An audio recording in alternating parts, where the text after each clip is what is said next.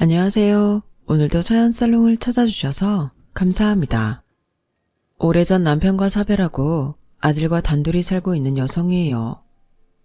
열길 물속은 알아도 한길 사람 속은 모른다고 하잖아요. 모르긴 해도 처음 그 말을 지어낸 사람 역시 사람한테 엄청 상처를 받았던 게 아닐까 생각합니다. 저도 그랬으니까요. 저는 34살에 과부가 되었어요. 주변에서 그러더라고요. 저희 부부가 유별나게 금슬이 좋아서 하늘이 시샘에 남편을 데려간 걸 거라고요. 그렇지 않고선 병치레 한 번 없이 건강하던 사람이 하루아침에 그렇게 허망하게 떠나는 게 말이 되냐고 말이죠. 모두 저를 위로하려고 했던 말이었지만 사실 그런 말들은 제게 아무런 도움이 되지 않았어요. 남편의 죽음은 제 인생의 절반이 뚝 떨어져 나간 것처럼 엄청난 상실감을 안겨주었고 그래서 정신을 차릴 수 없었으니까요. 부모가 있어도 없는 거나 진배 없던 저에게는 남편이 유일한 가족이자 보호자였어요. 남편을 만나기 전까지 저는 17살 때부터 쭉 혼자 살아왔거든요. 도박에 빠져서 아내와 자식도 버리고 나간 아빠와 자식보다는 자기 인생이 더 중요하다며 딸도 버리고 떠난 엄마까지 제 부모님은 부모로서의 자격이 없는 사람들이었어요. 남편은 그런 부모님을 대신해 제 보호자가 되어주었어요. 남편과 저는 같은 고등학교를 나왔는데 저보다 한 학년이 높았어요. 당시 남편은 학교에서 이름만 대면 누구나 알만한 유명 인사였죠. 공부를 잘해서 그렇기도 했지만 글을 잘 써서 교내외 대회에서 엄청 상을 많이 탔거든요. 거기다 집도 잘 살고 운동도 잘했고요. 하루 종일 교실에 앉아 있어도 이름 한번 불러주는 사람이 없었던 저와는 천지 차이였죠. 친구가 없으니 시선은 늘 창밖으로 향해 있었고 쉬는 시간이나 점심시간에는 늘 창틀에 턱을 괴곤 운동장을 바라보곤 했어요. 그때마다 제 눈에 들어온 사람이 바로 남편이었죠. 또래들보다 한 뼘 이상 키가 큰 남편은 틈이 날 때마다 농구 코트에서 농구를 했어요. 학교에서 그걸 모르는 여학생들은 없었죠. 점심시간에 남편이 친구들과 농구를 하고 있으면 창가에는 많은 여학생들이 얼굴을 내밀고 남편을 훔쳐보기에 바빴어요. 저도 그중 하나였죠. 전교생이 운동장에 나와 있어도 남편은 바로 찾을 수 있을 정도로 저는 남편한테 빠져 있었어요. 그렇다고 말을 걸어볼 용기는 없었지만요. 그런데 생각지도 못한 순간에 기회가 찾아온 거예요. 1학년 2학기가 되고 새로 특활 부서를 정하게 되었는데 딱히 하고 싶은 게 없어서 독서부를 일지망으로 적어낸 제가 행운을 거머쥐게 되었거든요. 여학생들이 너도 나도 독서부를 지망했다는 건 나중에서야 알게 되었어요. 그 부서에 남편이 있었거든요. 그래서 당연히 안 되겠구나 포기하고 있었는데 이게 웬걸? 제가 붙었더라고요. 그리고는 일주일에 한 번씩 남편과 얼굴을 마주하게 되었죠. 그땐 그 정도로도 감지덕지했어요. 남편과 한 공간에 있다는 것만으로도 가슴이 벅찼으니까요. 그러다 남편한테 제 존재를 알리게 된 건 2학기가 시작하고 한 달 남짓되던 때였어요. 독서부 특성상 자기가 읽은 책은 직접 가져가야 했었는데 아침부터 서둘러 책가방을 싸느라 책을 잘못 가져갔지 뭐예요. 예전에 아빠가 보시던 책이었는데 지은이 이름조차 낯선 책이었죠. 어느 개의 죽음이라는 책 제목도 좀 그랬어요. 일단 가져갔으니 읽긴 해야겠는데 고등학교 1학년 학생이 읽기에는 좀 깊이가 있는 책이더라고요. 그래서 슬쩍슬쩍 졸면서 책을 읽고 있었는데 쉬는 시간에 남편이 제게 와서는 말을 걸더라고요. 너도 장그르니의 작품 좋아하니? 지금껏 한 번도 남편과 말을 섞어본 적 없던 저는 남편이 제게 말을 걸어줬다는 사실만으로도 가슴이 벅차서 대답도 못하고 남편 얼굴만 올려다봤어요. 그리고는 어리버리한 표정으로 고개만 끄덕였죠. 그랬더니 남편이 환하게 웃는 거예요. 알고 보니 남편이 가장 좋아하는 작가가 장그르니에더라고요. 그럼 혹시 섬도 읽어봤니? 난 개인적으로 어느 개의 죽음보다 섬이 더 마음에 들던데. 넌 어때? 어떻긴 뭘 어떻겠어요.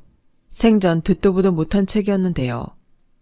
그래도 이게 어떻게 찾아온 기회인데 그냥 날려버릴 수는 없다 싶어서 저도 섬이 더 좋다고 말했죠. 그 대답이 마음에 들었는지 남편은 싱긋 웃고는 자리로 돌아갔어요.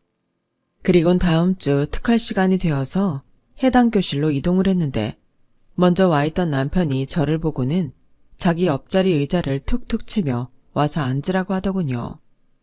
순간 교실에 있던 여학생들이 제게 눈 레이저를 쏘아댔죠. 지금 생각해보면 제가 어디서 그런 용기가 나왔는지 모르겠는데 따가운 시선에 겁이 나면서도 저는 기어이 남편 옆자리에 가서 앉았어요. 남편은 제게 보여주려고 가져왔는지 책을 몇 권 꺼내놓더니 마음에 드는 걸 골라보라고 하더군요. 그때 제가 고른 책은 알베르 까뮈의 이방인이었어요. 그저 이방인이라는 단어가 내 처지랑 닮은 것 같아서 고른 것뿐이었죠. 그런데 역시 넌 나랑 취향이 비슷했어. 장그르니를 좋아한다기에 일부러 까뮈 작품도 가져온 건데 한눈에 알아보네. 너도 장그르니가 까뮈 스승이었던 거 아는구나. 까뮈가 쓴 서문도 읽어봤지? 진짜 멋지지 않니? 이건 뭐 외계어도 아니고 도통 뭔 소리를 하는지 알아들 수가 없더라고요. 안 그래도 말수가 적은 저는 남편이 기대하는 반응대로 살짝 웃거나 고개를 끄덕이는 정도로 저의 무지함을 숨겼어요. 그리곤 집에 돌아가 남편이 말한 작가들의 작품을 찾아 읽어대기 시작했죠. 그렇게 본의 아니게 문학소녀가 되어버린 저는 남편과 많이 가까워지게 되었고 그 소문은 순식간에 정교에 퍼져버렸어요. 대개 소문이 그렇듯 퍼져나가는 와중에 살도 많이 붙고 각색도 많이 돼서 그 소문이 제 귀에 들어왔을 때는 제가 감당할 수 없는 상황이 되어버렸더라고요. 제가 일부러 남편을 꼬셨다는 둥, 저희 집에 돈이 많아서 선물로 남편의 환심을 샀다는 둥, 남편은 제게 마음에 없는데 제게 약점을 잡히는 바람에 할 수 없이 상대해 주는 거라는 둥, 정말 말도 안 되는 소문이었죠. 제가 하지 않은 일들은 기정사실화됐고 그 바람에 쉬는 시간마다 다른 반 애들까지 저희 반에 찾아와 저를 보고 갔어요. 심지어 2, 3학년 선배들까지도 저를 찾아오기 시작했죠. 그중 몇몇은 저를 소각장으로 따로 불러서 여우같이 꼬리치지 말라고 엄포를 놓고 가기도 했어요. 그런데 꼭 나쁜 것만은 아니었어요. 남편 때문에 저에게 흥미게 생긴 아이들이 좀 있었는데 그중엔 괜찮은 애들도 있었거든요. 늘 혼자 존재감 없이 지내던 저로서는 내 주변에 사람이 생겼다는 것만으로도 좋았어요. 그렇게 생긴 친구들 덕분에 평범한 고등학생으로 지낼 수 있었으니까요. 그렇게 1학년 겨울방학을 앞두게 되었는데 그 일이 터진 거예요. 엄마가 남자가 생겼다며 저만 두고 집을 나가겠다고 한 거죠. 곧 재혼할 생각이야. 너도 몇 달 뒤면 18인데 엄마 없이도 혼자 살 수 있잖아. 이 집은 너 혼자 살기엔 크니까 작은 데로 옮기자. 보증금 남는 건 네가 가지고 있어. 내가 생활비를 보내주긴 하겠지만 그쪽 집 눈치도 보여서 언제까지 보내줄 수 있을지 모르니까. 혹여 네 아빠한테 연락이 오거든 엄마랑은 연락 끊긴 지 오래됐다고 해. 그리고 네 아빠는 절대 집에 들이지 마. 알량한 월세방까지 털어먹기 싫으면. 사랑을 찾아 딸을 버리고 가면서도 제게 뻔뻔할 정도로 당당했던 엄마는 얼마 지나지 않아 남자랑 헤어졌어요. 혼인신고도 하지 않았으니 호적상으로는 흔적이 남지 않았지만 엄마 마음은 그렇지 않았나 봐요. 그 집 식구들한테 얼마나 시달림을 당했는지 제 원룸으로 돌아온 엄마는 이전과는 다른 모습이었어요. 초췌한 얼굴에 자신감이라고는 찾아볼 수 없을 정도로 자존감이 뚝 떨어진 상태였죠. 제가 학교에 간 사이 하루 종일 방에 틀어박혀 술을 마시거나 울곤 했어요. 그러던 어느 날 안 좋은 시도를 하고 말았고 쓰러져 있던 엄마 옆에 흩어져 있는 물건들을 보고서 엄마가 더 이상 의지가 없다는 걸 알 수 있었죠.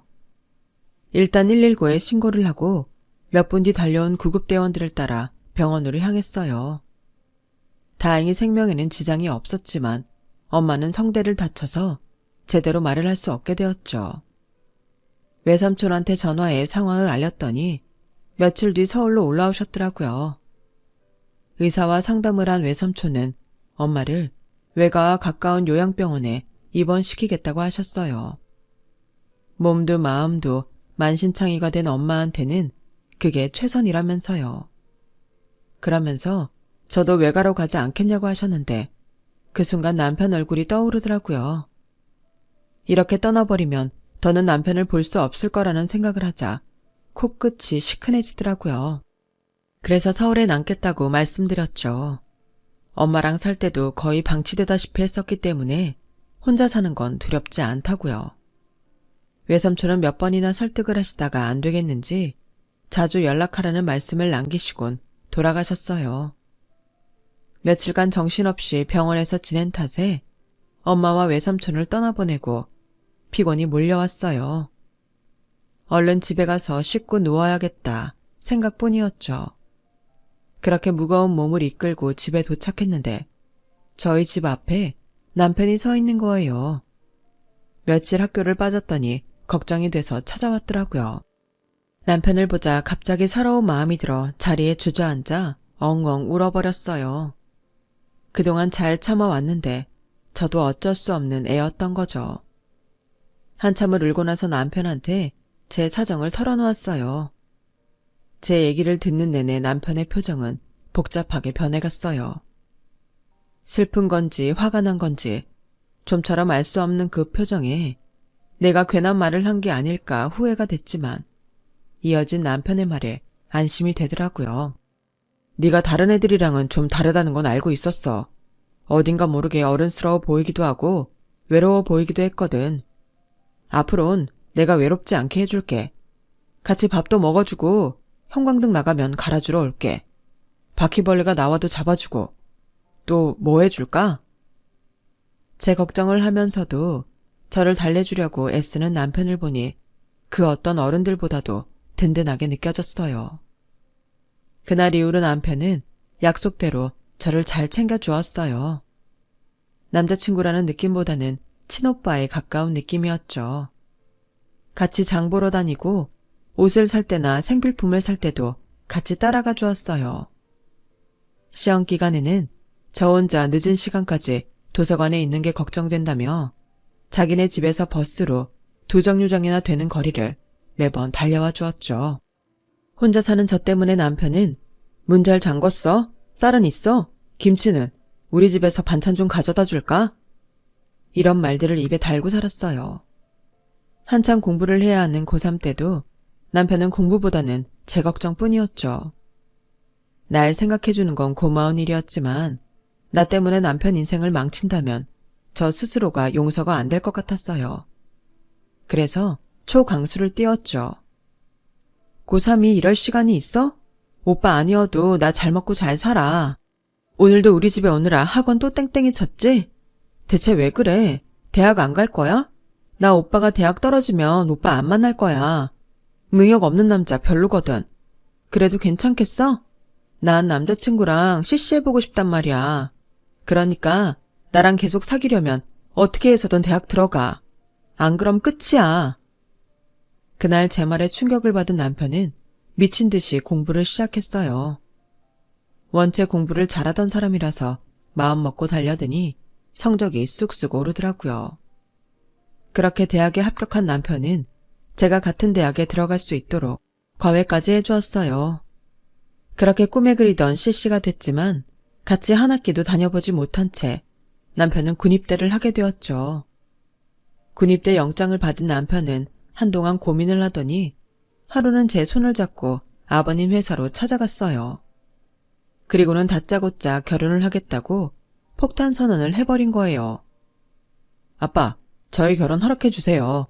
진영이 혼자 남겨두고 군에 갈 자신이 없어요. 제가 군대에 있는 동안 진영이 저희 집에 살게 해주세요. 제가 제대하면 제 손으로 돈 벌어서 분가할게요. 말도 안 되는 상황에도 아버님은 화도 내지 않으셨어요. 저희 아버님이 참 대단하신 분인 게 당황스러운 상황에서도 자신이 원하는 걸 교묘하게 잘 챙기신다는 거예요. 혈기왕성한 아들의 객기 앞에서도 아버님은 평정심을 잃지 않으셨고 조곤조곤 제 남편을 설득하셨어요.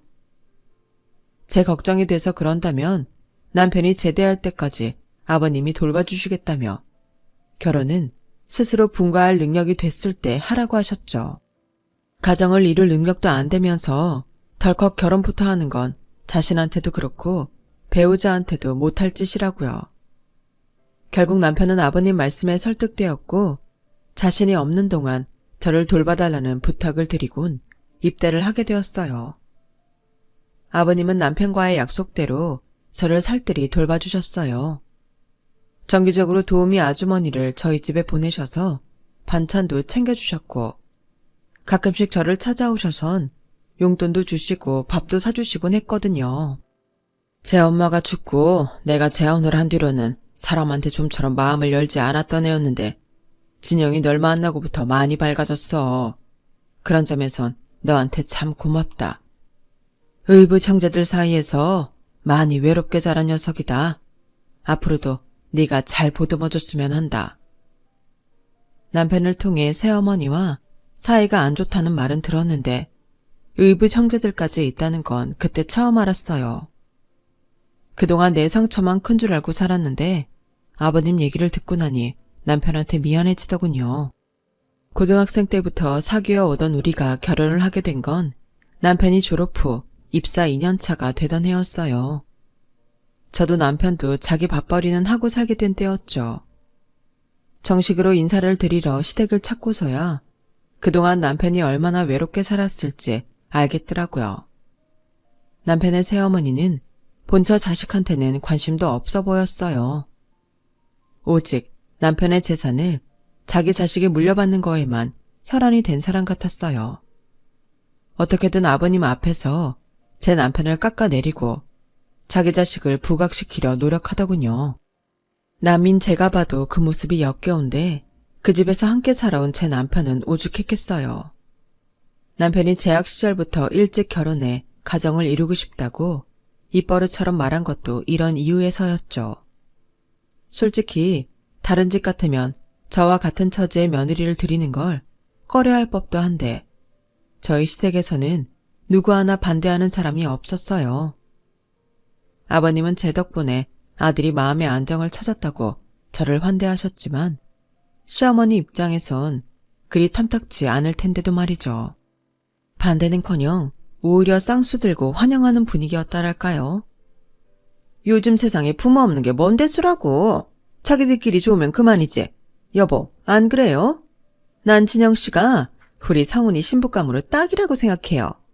왠지 모르겠지만 두 사람이 참 잘 어울린 것 같거든. 어머님의 환대에도 불구하고 저는 그 말들이 하나도 기쁘지 않았어요.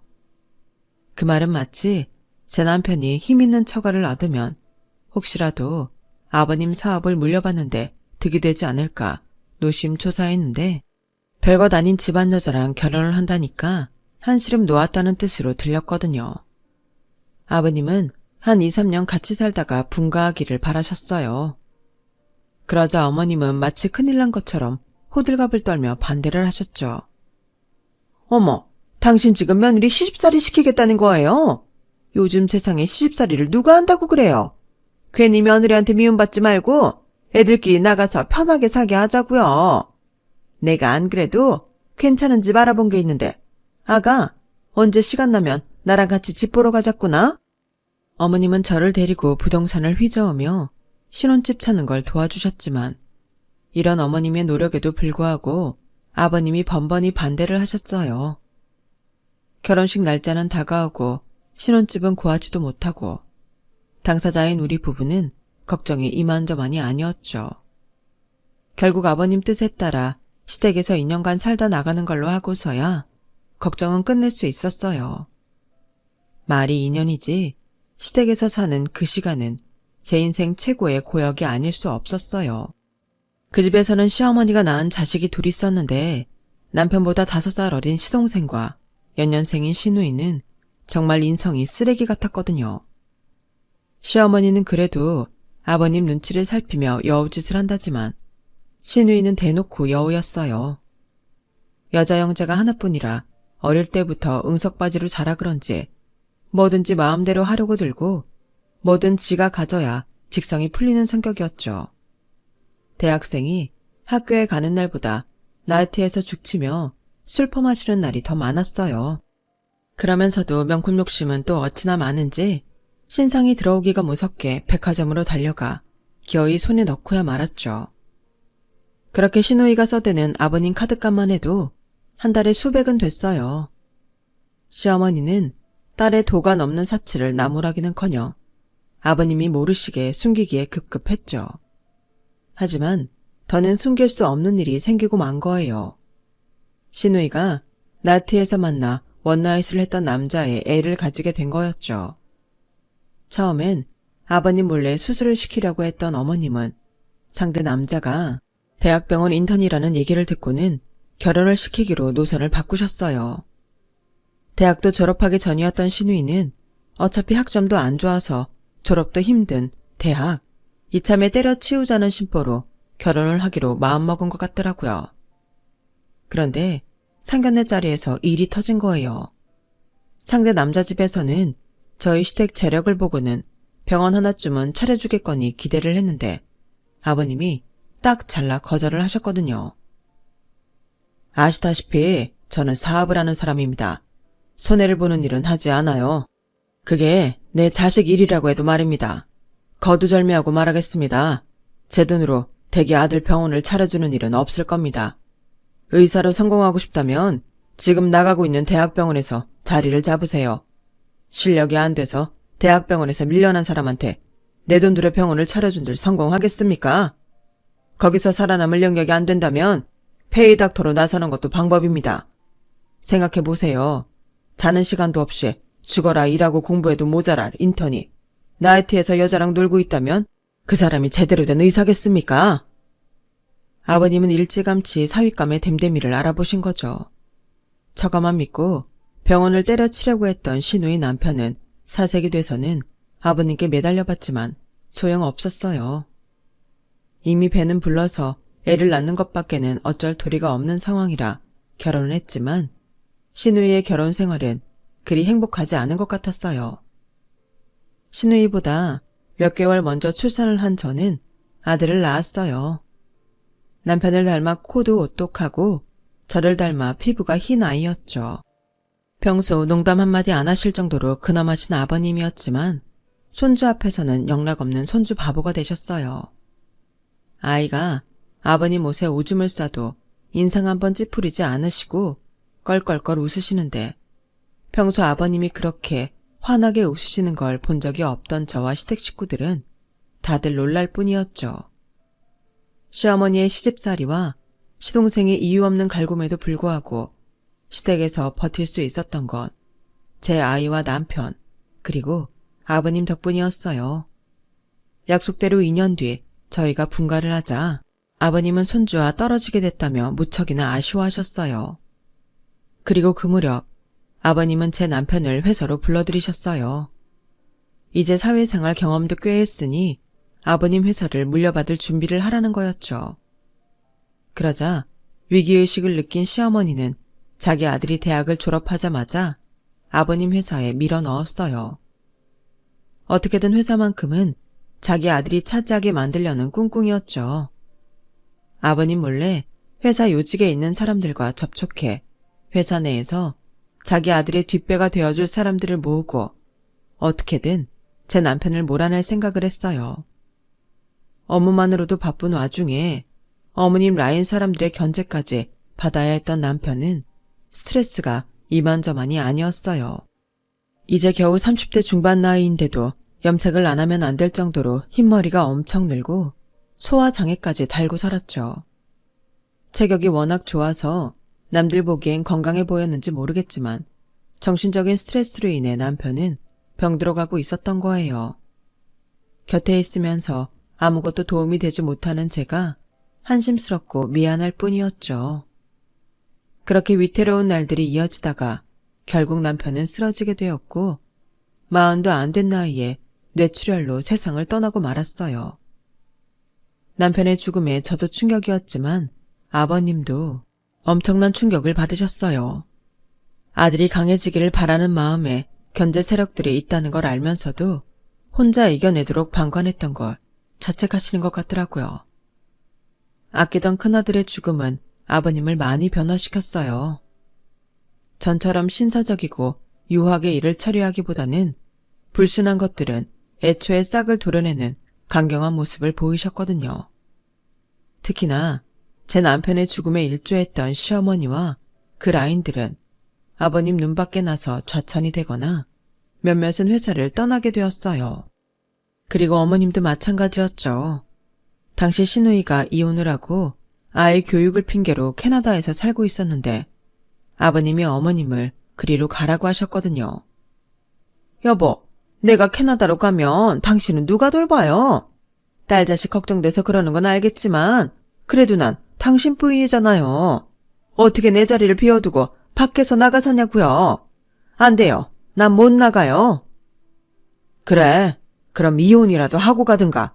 캐나다로 못 가겠다면 차라리 이혼부터 합시다. 아버님의 강경한 태도에 어머님도 더는 고집을 부릴 수 없었어요.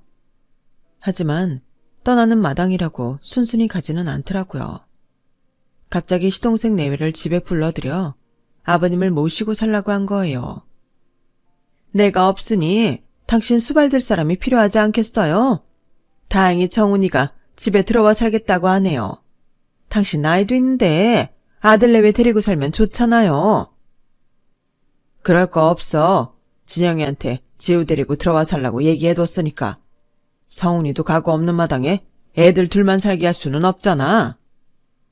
아니, 당신은 그렇게 중요한 얘기를 왜 이제서야 해요? 그리고 당신 자식이 성훈이 뿐이에요.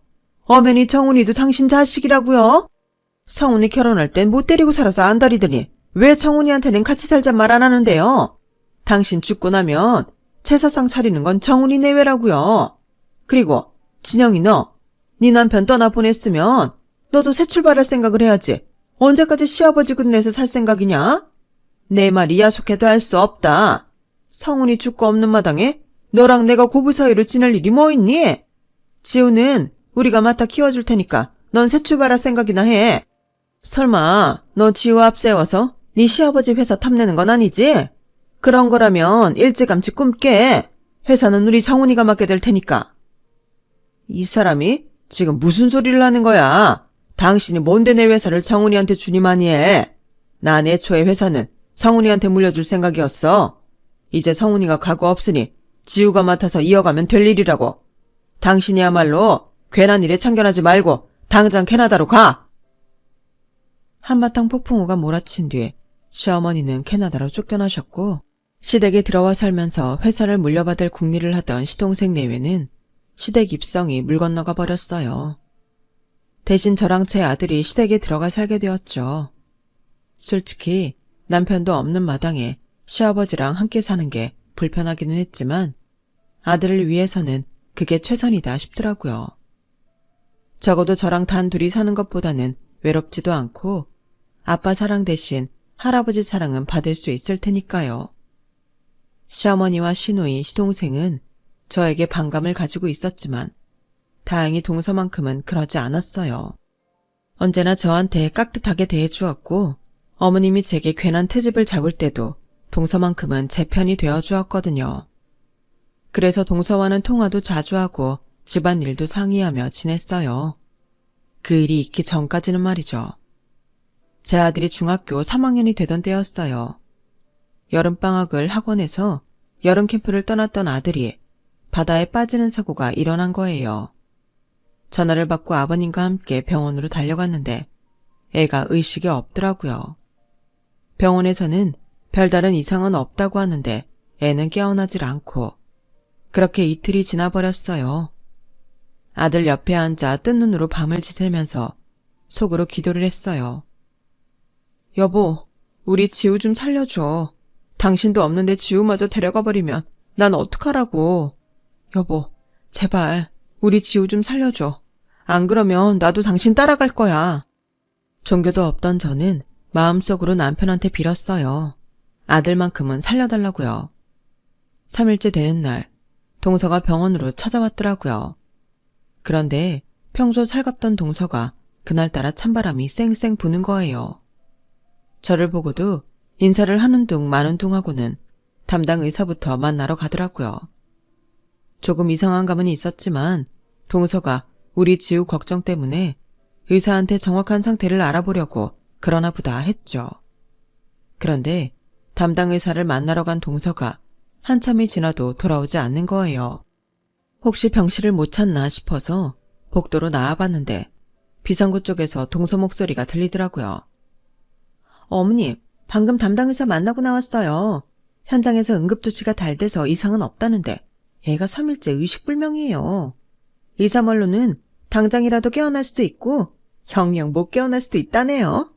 어머님도 참, 하늘도 스스로 돕는 자를 돕는다고 그이가 회사를 위해 열심히 일하니까 이런 좋은 일도 생긴 거죠 뭐.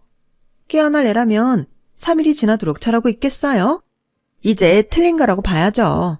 지우 장례 치르면 바로 지우 엄마도 내쫓으라고요. 남편 잡아먹고 자식까지 잡아먹은 주제에 염치가 있어야지. 어떻게 이 집에 남아있어요. 모르긴 해도 아버님도 반대는 안 하실 거예요. 암튼 장례 일정 잡히면 연락드릴 테니까 귀국할 준비하고 계세요. 동서, 지금 그게 무슨 말이야? 장례 일정이라니. 설마 우리 정우 장례를 치르겠다는 거야? 멀쩡히 살아서 병실에 누워있는 애를 장례를 치르겠다는 게 말이 되냐고. 이거 왜 이러세요? 얘 의식불명 상태로 있은 지 벌써 3일째예요. 깨어날 가망 없다는 거 인정하시라고요. 돈 욕심에 송정이라도 움켜쥐고 있을 생각인가 보네. 뭐? 너 말이면 단 줄 알아? 네 새끼라면 그렇게 쉽게 포기하겠니? 네 딸이라면 의식 없는 애 앞에 두고 장례 치를 생각부터 하겠냐고. 남도 아니고 작은 엄마라는 사람이 어떻게 이럴 수가 있어. 네가 그러고도 사람이야? 네가 사람이냐고. 저는 발악을 하며 동서의 옷깃을 잡고 흔들었어요. 그러자 동서가 제 손을 뿌리치며 그러더군요. 나 참, 별 거지 같은 게 덤비기는. 형님 대접 좀 해줬더니 지가 뭐라도 되는 줄 아는 모양이네. 이봐요. 대개 남편 죽던 순간부터 당신은 나가리 된 거야. 아들 앞세워 시댁재산 노려볼 요량인 모양인데 꿈도 꾸지 마. 막말로 시아버지가 오래 살겠니? 내 남편이 오래 살겠니? 네 아들 저렇게 안 됐어요. 아버님 죽고 나면 어차피 너랑 네 아들 내쫓으려고 그랬어. 뭘 알아야지. 판이 어떻게 돌아가는지 감이 안 와? 하긴 그러니 그 꼬라지를 하고 살고 있지. 이제야 본색을 드러내는 동서를 보며 충격에 온몸이 부들부들 떨렸어요. 동서가 돌아가고 난 뒤 병실에 혼자 남아 잠들어 있는 아들을 바라보는데 서름이 복받쳐서 눈물만 나더라고요. 도대체 내 인생은 어떻게 되어 먹었길래 부모 복도 없고 남편을 앞서 보낸 것도 모자라 아들까지 이렇게 된 건지 억울하고 화가 나서 감정을 주체할 수 없었어요. 그렇게 아들 손에 얼굴을 묻고 잠이 들었는데 얼마나 잤을까요? 부산하게 움직이는 발소리에 잠에서 깨어나 고개를 들었더니 간호사들과 당직 의사가 제 아들 상태를 살피고 있더라고요. 저를 본 간호사는 반가운 표정으로 아드님이 깨어났다고 말해주었어요. 아들 녀석은 마치 잠에 취한 것처럼 비몽사몽이긴 했지만 분명 눈도 뜨고 있고 손가락도 움직이고 있더라고요. 순간 드는 생각은 남편이 내 기도를 들어줬구나 하는 생각뿐이었어요. 그래서 나도 모르게 혼잣말처럼 연신 감사합니다를 연발했어요. 제 아들이 깨어났다는 소식에 아버님은 바로 병원으로 달려오셨어요. 얼마 뒤 아들은 서울에 있는 병원으로 옮겼고 거기서 정밀검사까지 다시 받은 뒤 이상이 없다는 진단을 받고서야 퇴원을 했어요. 제 아들 장례식 준비를 하겠다며 기세 등등하던 동서는 언제 그랬냐는 듯 꼬랑지를 내리곤 제 앞에서 전처럼 살랑거리더군요. 이미 동서의 검은 속을 본 이상 그런 모습이 달갑게 보이지 않았어요. 그렇다고 시댁 식구들 앞에서 동서랑 드자비를 할 수도 없는 노릇이었죠. 그냥 더러운 똥 보듯 피하자 싶었는데 글쎄 저 대신 아버님이 응징을 해주었지 뭐예요. 알고 보니 그날 제가 동서랑 싸우던 모습을 아버님 기사님이 다 보고 아버님께 보고를 했던 모양이었어요. 아버님은 회사 일 때문에 병원에 계실 수 없어서 기사님을 병원에 붙여주셨는데 이렇게 도움이 될 줄은 몰랐네요. 기사님을 통해 동서가 했던 말을 고스란히 전해들으신 아버님은 제 아들이 퇴원을 하자마자 시동생 내외를 집으로 불렀어요. 그리고는 중대 발표를 하셨죠. 지우가 깨어난 김에 확실히 해둬야 할 것 같아서 다들 오라고 했다. 내가 언제 어떻게 될지 모르겠지만 내 회사는 장손인 지우한테 줄 생각이다. 이미 유언장도 작성해 놓았다. 아버지, 그게 무슨 말씀이세요? 아버지 아들인 내가 버젓이 있는데 왜 손자한테 회사를 넘겨요? 왜요? 저는 아버지 친자식이 아니라서 그러세요? 그럴 거면 애초에 저를 회사에 받아주지 말지 그러셨어요. 그랬으면 일찌감치 포기하고 살았을 거 아니에요. 지금까지 왜 희망 고문을 하신 거냐고요? 이 녀석아, 내가 이 날일 때까지 성훈이랑 너희 남매를 차별한 적이 있었냐? 오히려 내 아들 성훈이가 네 엄마랑 니들 남매 등살에 집에 정모 붙이고 밖으로 놔두는 걸 보면서도 내색 안고 살았다. 그런데 결과적으로 어떻게 됐냐? 네 엄마는 뒤에서 성훈이 끌어내리려고 수작질이나 부리고 니들은 죽지도 않은 내 손자 장례 치를 준비나 하지 않았냐? 내 결정을 따를 수 없다면 당장이라도 회사에서 나가거라. 그리고 작은 애야, 넌 앞으로 내 집안에 발도 들이지 말거라. 내 장례식에도 너는 오지 않았으면 좋겠다. 앞으로 한 번만 더 내 며느리한테 건방지게 굴면 그때는 보고만 있지 않을 테니 알아서 해라. 알겠냐? 아버님, 제가 뭘 어쨌다고 그러세요. 형님이 뭐라고 했는지는 모르겠지만 제 얘기도 들어보셔야죠. 어떻게 한쪽 말만 듣고 판단을 하세요? 저 정말 억울해요. 동서는 눈물까지 짜가며 호소를 했지만 아버님은 단호하셨어요. 지우 엄마는 너에 대해 아무 말도 하지 않았어. 그 자리에서 보고 들은 사람이 직접 전해준 얘기다. 이래도 억울하다고 할 거냐? 가증스러운 것 같으니라고. 그리고 정훈이 넌 네 엄마한테 똑똑히 전해라. 캐나다에서까지 내 며느리랑 손주한테 해코지를 한다면 그날부로 바로 이혼이라고. 아버님의 말씀이 있고 나서 시동생 내외는 회사 법무팀 변호사를 찾아가 정말 아버님이 제 아들한테 회사를 물려준다고 유언장에 명시했는지 알아봤다고 하더군요. 그리고 그 말이 사실이라는 걸 확인하고서는 회사 복도에서 한바탕 싸움을 벌였나 봐요. 이 모든 게 아내 탓이라고 생각한 시동생이 뭐하러 병원까지 가서 애 장례식 얘기는 해선 자기 앞길을 막았냐고 길길이 날뛴 거죠. 그 일을 계기로 사이가 갈라진 시동생 부부는 결국 얼마 뒤 이혼을 했어요. 그리고 5년이 지난 지금 제 아들은 다니던 대학을 휴학하고 군 복무 중이에요. 다음 주에는 휴가를 나온다고 해서 아버님과 저는 한껏 들떠 있답니다. 캐나다에서 오신 어머님은 그때 이후로 한 번도 집에 오지 않으셨어요. 한국에 들어오셔서도 시동생 집에만 계시다가 다시 캐나다로 가시는 것 같더라고요. 산 사람은 어떻게든 산다고 자식을 잃은 시아버지와 남편을 잃은 며느리는 오늘도 서로를 의지하며 살고 있답니다. 오매불망 제 아들 지우만 바라보면서요. 소원이 있다면 하루빨리 아들이 결혼을 했으면 좋겠네요. 며느리도 드리고 손주도 낳아서 하루빨리 집안이 북적거렸으면 합니다. 아버님도 오래오래 건강하시고요. 지금까지 제 사연을 들어주셔서 감사합니다. 들어주신 여러분도 항상 행복하세요. 여러분, 사연 댓글에 응원과 현명한 조언 부탁드려요. 좋아요와 구독은 저에게 큰 힘이 됩니다. 오늘도 좋은 일 가득하세요.